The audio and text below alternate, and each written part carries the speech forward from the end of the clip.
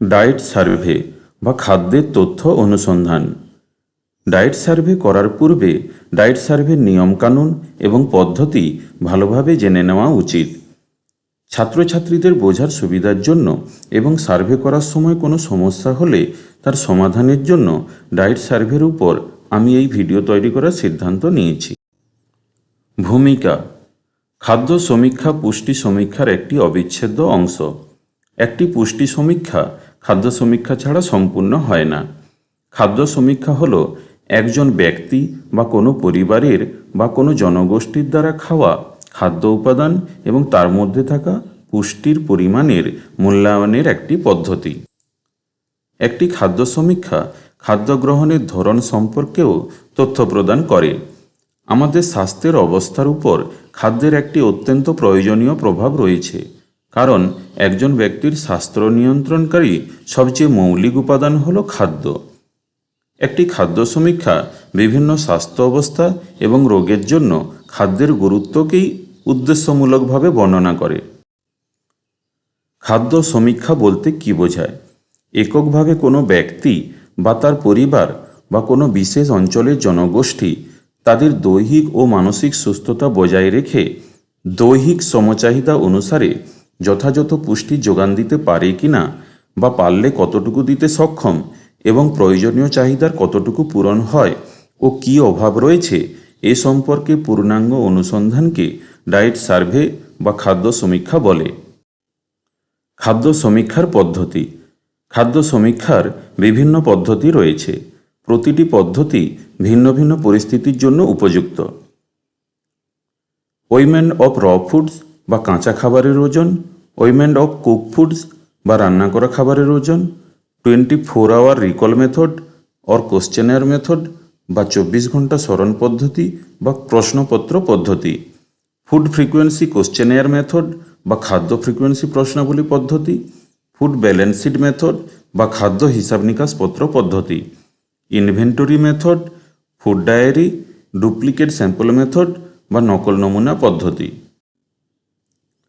কাঁচা খাবারের ওজন: এই পদ্ধতিতে তদন্তকারীকে রান্না করার আগে পরিবার পরিদর্শন করতে হয় এবং যেসব খাবার রান্না করা হবে সেই সব খাবারের কাঁচা উপাদানের পরিমাণ ওজন করতে হয়। এছাড়াও যে পরিমাণ অবশিষ্ট থাকে বা ফেলে দেওয়া হয় তাও ওজন করতে হয়। রান্না করা খাবারের ওজন: এই পদ্ধতিতে কাঁচামালের পরিবর্তে রান্না করা খাবারের ওজন করা হয়। ভারতীয় বাড়িতে এই পদ্ধতি খুব একটা গ্রহণযোগ্য নয়, সুতরাং এই পদ্ধতি কোনো প্রতিষ্ঠান, হোস্টেল ইত্যাদির খাদ্য সমীক্ষা করার জন্যই উপযুক্ত। 24 ঘন্টা স্মরণ করা পদ্ধতি বা প্রশ্নপত্র পদ্ধতি: খাদ্য সমীক্ষার একটি অপেক্ষাকৃত সহজ এবং সবচেয়ে বেশি ব্যবহৃত পদ্ধতি হল 24 ঘন্টা রিকল পদ্ধতি বা প্রশ্নপত্র পদ্ধতি। আমরা খাদ্য সমীক্ষার জন্য এই পদ্ধতি ব্যবহার করব। এই পদ্ধতিতে ত্রুটির প্রবণতা বেশি। খাদ্য ফ্রিকোয়েন্সি প্রশ্নাবলী পদ্ধতি: একটি নির্দিষ্ট সময়ের মধ্যে, যেমন এক সপ্তাহে, একটি নির্দিষ্ট খাবার কত ঘন ঘন খাওয়া হয় তা মূল্যায়ন করার জন্য এই পদ্ধতি ব্যবহার করা হয়। এই পদ্ধতি জনসংখ্যার খাদ্যের ধরন এবং খাদ্যাভ্যাস অধ্যয়নের জন্য বেশি উপযুক্ত। খাদ্য হিসাব নিকাশ পত্র পদ্ধতি: যখন খাদ্যের প্রাপ্যতা এবং ব্যবহার বা খরচ সংক্রান্ত তথ্যের ম্যাক্রো স্তরে প্রয়োজন হয়, যেমন অঞ্চল, রাজ্য, জাতীয় বা বৈশ্বিক স্তরে প্রয়োজন হয়, তখন এই পদ্ধতিটি উপযুক্ত। ইনভেন্টরি পদ্ধতি: ইনভেন্টরি পদ্ধতিটি প্রাতিষ্ঠানিক পর্যায়ে একটি সমজাতীয় গোষ্ঠীর জন্য ব্যবহার করা হয়, যেমন হোস্টেল, জেল, মেস, সেনা বারাক ইত্যাদি প্রতিষ্ঠানে এই পদ্ধতি ব্যবহার করা হয়। একটি নির্দিষ্ট সময়ের, ধরো এক সপ্তাহের শুরুতে এবং শেষে রেকর্ড অনুযায়ী উপলব্ধ বিভিন্ন খাদ্য সামগ্রীর পরিমাণ বিবেচনায় নেওয়া হয়। এখানে একটি ফর্মুলা দেওয়া আছে। এই ফর্মুলা থেকে একজন ব্যক্তির প্রতিদিনের জন্য বরাদ্দ খাদ্যের পরিমাণ নির্ণয় করা যায়। সপ্তাহের শুরুতে যে স্টক ছিল সেখান থেকে সপ্তাহের শেষে যে স্টক আছে তা বাদ দিয়ে যে মান পাওয়া যাবে তাকে প্রতিষ্ঠানের ব্যক্তি সংখ্যা এবং দিনের সংখ্যা বা 7 দিনের গুণফল দিয়ে ভাগ করলে একজন ব্যক্তির প্রতিদিনের জন্য বরাদ্দ খাদ্যের পরিমাণ পাওয়া যাবে। খাদ্য ডায়েরি। একটি খাদ্য ডায়েরি হলো একটি দৈনিক লগ, যা একজন প্রতিদিন কি কি খায় এবং পান করে সেগুলো ডায়েরিতে লিপিবদ্ধ রাখে। একজন ব্যক্তির খাদ্যাভ্যাস বোঝার জন্য এটি একটি কার্যকর পদ্ধতি। নকল নমুনা পদ্ধতি। পরিবারের খাওয়া সমস্ত খাবার এবং পানীয়ের একটি ডুপ্লিকেট অংশ আলাদা করে রাখা হয়। এই অভিন্ন অংশগুলি তদন্তকারী দ্বারা ওজন করা হয়। সমস্ত খাদ্য তারপর রাসায়নিক বিশ্লেষণ করা হয়। 24 ঘন্টা স্মরণ করা পদ্ধতি বা প্রশ্নপত্র পদ্ধতি। আমরা খাদ্য সমীক্ষার জন্য 24 ঘন্টা স্মরণ করা পদ্ধতি ব্যবহার করব, কারণ খাদ্য সমীক্ষার জন্য এটি সবচেয়ে সহজ এবং সবচেয়ে বেশি ব্যবহৃত পদ্ধতি। সঠিকভাবে পরিচালিত হলে 24 ঘন্টা স্মরণ করা পদ্ধতি খাদ্য গ্রহণের পরিমাণ এবং গুণমান সম্পর্কিত নির্ভরযোগ্য তথ্য প্রকাশ করে। প্রয়োজনীয় উপকরণ।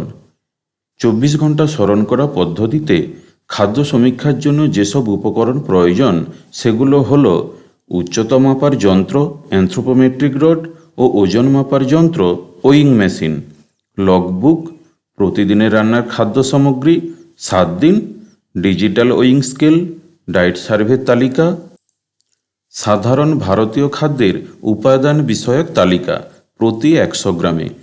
এই তালিকা ICMR এর প্রকাশনায় একটি বইতে আছে। বইয়ের নাম হল nutritive value of Indian foods. একটি ক্যালকুলেটর, একটি পেন্সিল, পেন্সিলের দাগ মোছার রবার ও পেন্সিল কাটার। পদ্ধতি। পরিবার নির্বাচন। 24 ঘন্টা স্মরণ করা পদ্ধতিতে তদন্তকারীকে প্রথমে একটি পরিবারকে সমীক্ষার জন্য নির্বাচন করতে হবে। পরিবারের প্রাথমিক তথ্য সংগ্রহ। তদন্তকারীকে গৃহকর্তার কাছ থেকে পরিবারের মোট লোক সংখ্যা, স্ত্রী পুরুষের পৃথক সংখ্যা, প্রত্যেকের বয়স, দেহের ওজন, উচ্চতা ও দেহতলের ক্ষেত্রফল, শিক্ষাগত যোগ্যতা, পেশা, পারিবারিক মোট আয় ইত্যাদি জিজ্ঞাসা করে লিপিবদ্ধ করতে হবে। পরিবারের দৈনিক গৃহীত খাদ্যের পরিমাণ নির্ণয়। তদন্তকারী গৃহকর্ত্রীকে গত 24 ঘন্টায় পরিবারের দ্বারা খাওয়া সমস্ত খাবার স্মরণ করতে অনুরোধ করবে। গৃহকর্ত্রীকে সাক্ষাৎকারের আগের দিন সকালের নাস্তা, দুপুরের খাবার, বিকালের নাস্তা এবং রাতের ডিনারের জন্য কী রান্না করা হয়েছিল এবং কি খাওয়া হয়েছিল তা স্মরণ করতে বলা হবে। সংক্ষেপে এর অর্থ আগের দিন খাওয়া সমস্ত খাবার সম্পর্কে অনুসন্ধান করা। পরিবারের গৃহীত খাদ্যের কাঁচা উপাদানের পরিমাণ লিপিবদ্ধকরণ। তদন্তকারীকে গত 24 ঘন্টার মধ্যে খাওয়া খাবারের মধ্যে থাকা প্রতিটি কাঁচা উপাদানের পরিমাণ জিজ্ঞাসা করে লিপিবদ্ধ করতে হবে। এতে অবশিষ্ট অংশটি বিবেচনায় নিতে হবে, যা রান্না করা মোট পরিমাণ থেকে বাদ দিতে হবে। পরিবারে ব্যবহৃত পরিমাপের যন্ত্রগুলি যেমন মাপার চামচ সেট, মাপার কাপগুলি এবং সিলিন্ডারগুলি প্রদর্শন করতে বলা যেতে পারে, যা নির্দিষ্ট উপাদান পরিমাপ করতে ব্যবহৃত হয়েছিল। এছাড়াও তদন্তকারীকে গ্রাস করা প্রি প্যাকেজ করা খাবারের প্যাকেজগুলি পরীক্ষা করতে হবে। এগুলির উপর প্রদত্ত ইউনিট প্রতি পুষ্টির তথ্য পড়তে হবে এবং এই প্যাকেটগুলি থেকে প্রকৃতপক্ষে কত পরিমাণ গ্রহণ করা হয়েছে তা লিপিবদ্ধ করতে হবে। পরিবারের গৃহীত খাদ্যের কাঁচা উপাদানের ওজনের গড় পরিমাণ নির্ণয়। পরিবারে 7 দিন ধরে যে যে খাদ্যের কাঁচা উপাদান গৃহীত হয়েছে, তদন্তকারীকে সেই সব কাঁচা উপাদানের ওজনের গড় পরিমাণ নির্ণয় করতে হবে। 7 দিনের ডেটা সংগ্রহ করা শেষ হলে গৃহকর্তা এবং গৃহকর্ত্রীকে তাদের সহযোগিতার জন্য ধন্যবাদ জানানো উচিত। এরপর তদন্তকারীকে 7 দিনের সংগ্রহ করা ডেটাকে বিশ্লেষণ করতে হবে। পরিবারের গৃহীত খাদ্যে বিভিন্ন খাদ্য উপাদানের পরিমাণ নির্ণয়।